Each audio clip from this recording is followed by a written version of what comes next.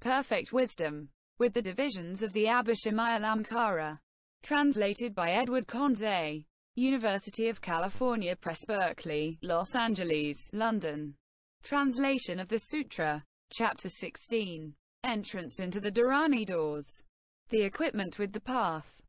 And further, subhuti, the great vehicle of the bodhisattva, the great being.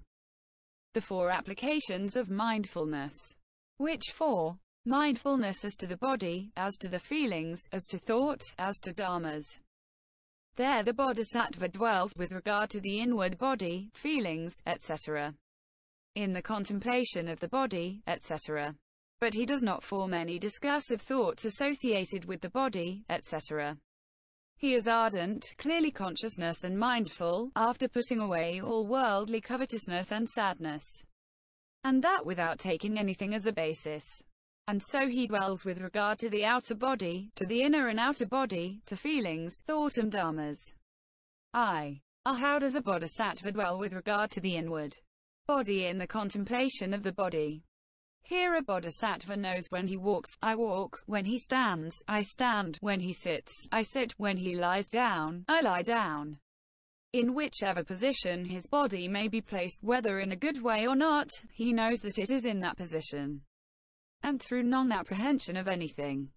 Further, a bodhisattva is clearly conscious when going out and coming back, when looking towards and looking away, when bending and stretching the arms, when carrying his waistcloth, robe, and alms bowl, when eating, drinking, chewing, and dispelling exhaustion by sleep, when coming and going, standing and sitting, falling asleep and waking up, speaking and keeping silent, and when retiring for meditation.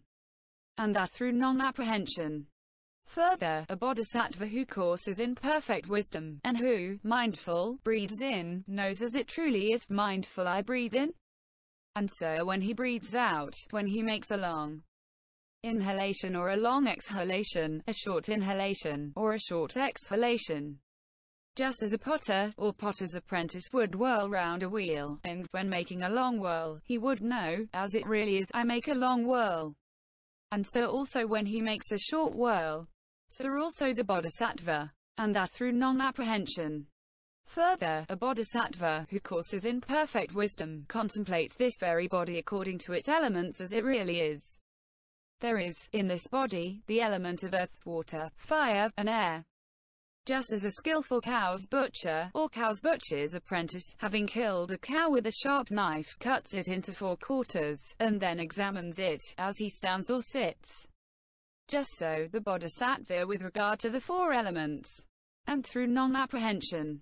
Further, a bodhisattva, who courses in perfect wisdom, contemplates this very body as it really is, from the sole of the foot upwards, and from the top of the hair downwards, bounded by nails down, and skin, and filled with manifold impurities.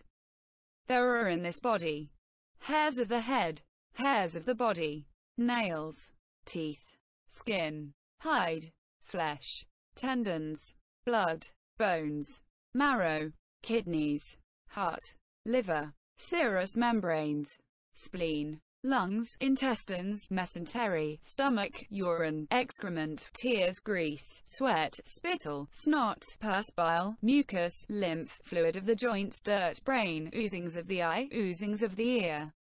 Just as a husbandman has a sack full of all sorts of grain, sesamum, mustard seed, kidney beans, lentils, barley, wheat, rice, husk rice, and a man with eyes examining them, would know, this is rice of such a sort, this is sesamum, these are the mustard seeds, etc. Just so, the bodhisattva with regard to the parts of the body, and that through non-apprehension. And how does the bodhisattva dwell with regard to the outer body?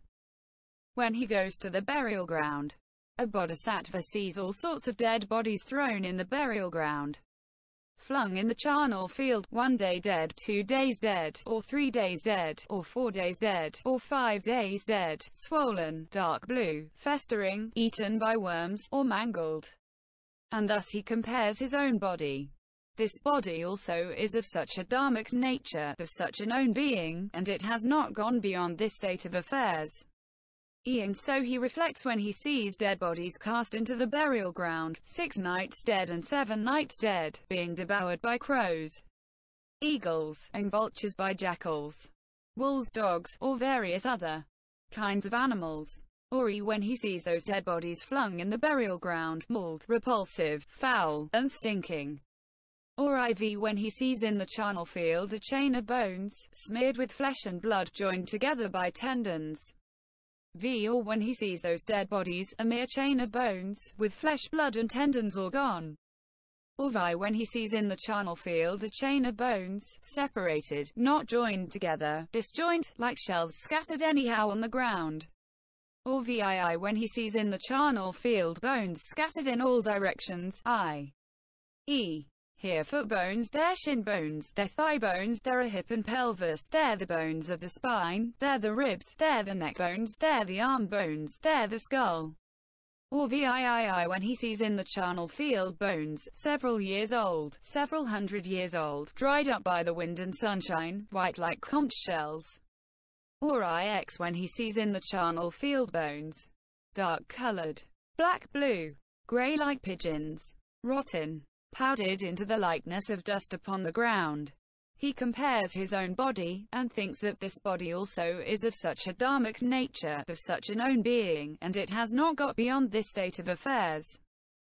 A bodhisattva dwells with regard to feeling, inward, outward, and both inward and outward, in the contemplation of feelings, ardent, clearly conscious, and mindful, after putting away all worldly covetousness and sadness, and that through non-apprehension.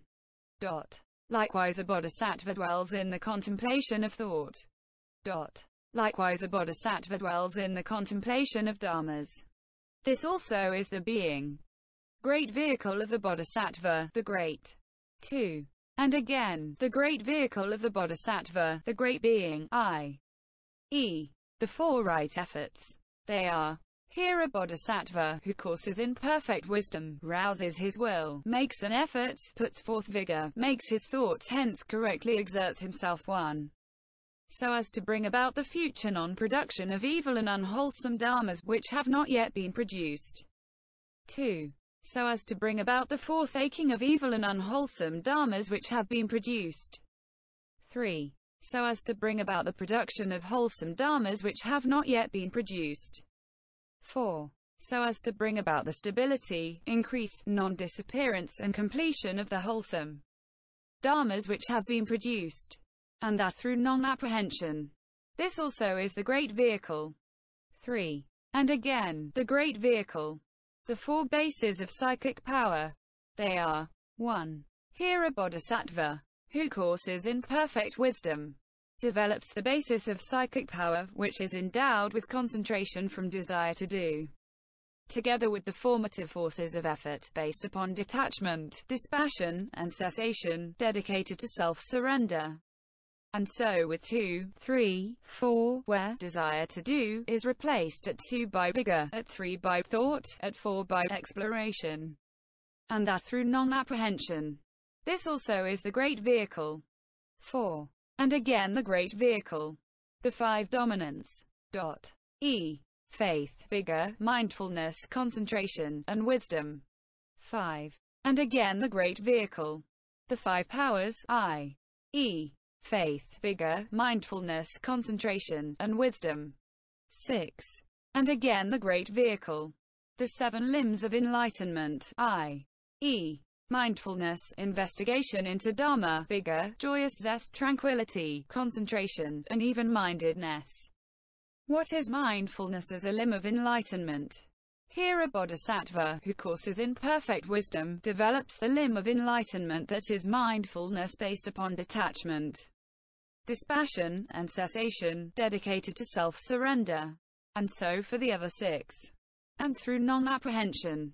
7. And again the great vehicle, i.e. the Eightfold Path.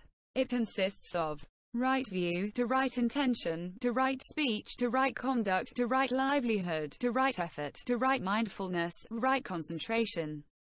What is right view? Here a bodhisattva, who courses in perfect wisdom, develops right view as a limb of the path based upon detachment, dispassion, and cessation, dedicated to self-surrender. And so for the other 7. And that through non-apprehension. 8. And again the great vehicle, i.e. the three concentrations, i.e. the emptiness concentration,